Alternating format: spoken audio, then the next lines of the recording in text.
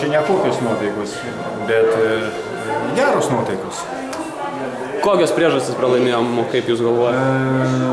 Mes nepralaimėjom, mes praktiškai viskas gerai ėjo, paskutinių sekundėm metimas netikėtas.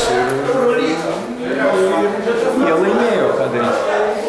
O taip gynėmės gerai, viskas normaliai. Tai savo komandos žaidimą finale vertinat gerai, ar ne? Labai gerai. Aš negalvoju, kad mes šiais metais būsim finale, mes galvojom gal į ketvertuko pakliūti. Bet kadangi gerai viskas centrai atsirado pusė sezono, nuo pusės sezono, tada pradėjo eiti žaidimas, viskas. A taip šaunu, viskas gerai. Tai bendrai sezoną vertinat?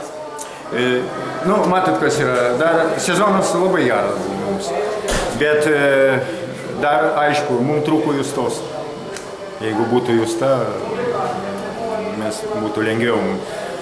Bet, ką darysi, krepšinis yra toks, kad apvalus ir jis paskutiniam sekundėm pralaimėjo. Mes normaliai viską darėme.